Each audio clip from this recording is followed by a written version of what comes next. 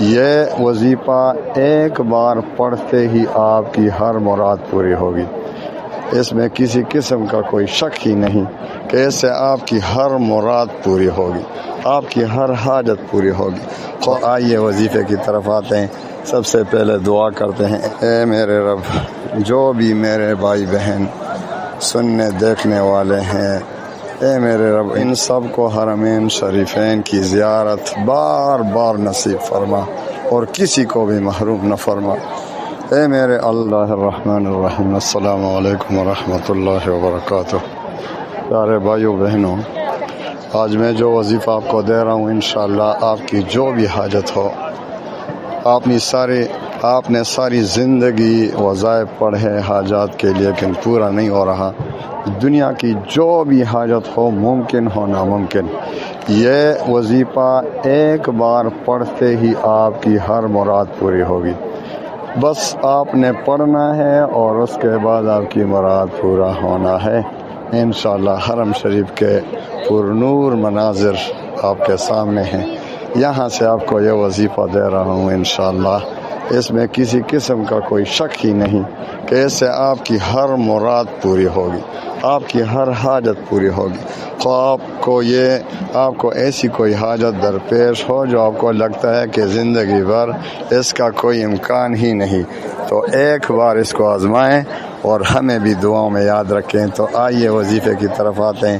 سب سے پہلے دعا کرتے ہیں، اے میرے رب، اے میرے رب، جو بھی دیکھنے سننے والے میرے بہن بھائی ہیں، اے میرے رب، جو بھی میرے بھائی بہن سننے دیکھنے والے ہیں، اے میرے رب ان سب کو حرمین شریفین کی زیارت بار بار نصیب فرما اور کسی کو بھی محروم نہ فرما۔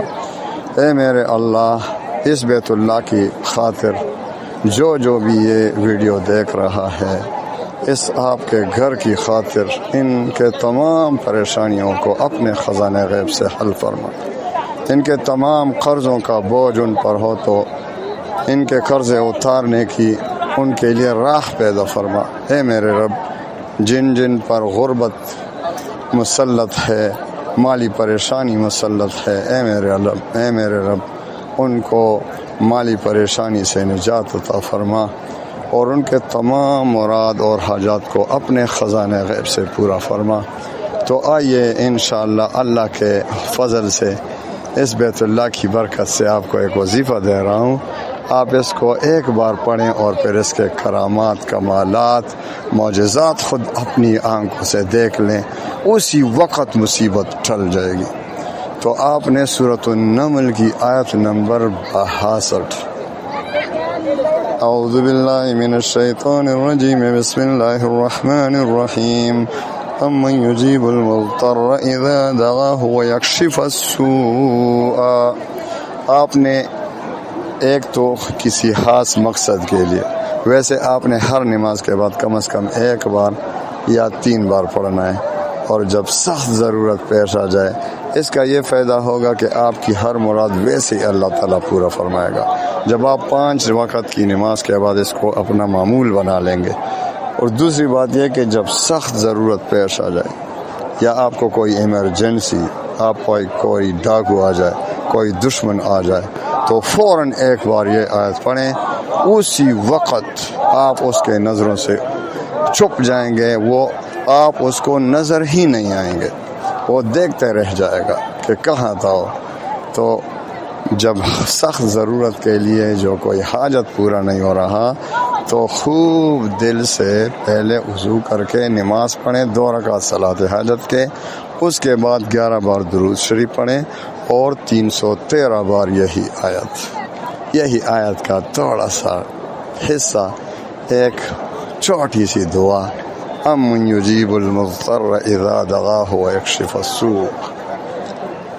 تو انشاءاللہ 313 بار پڑھنے کے بعد خوب دل سے پھر 11 بار درود شریف پڑھیں اور پھر خوب گڑ گڑا کر اللہ سے دعا مانگیں۔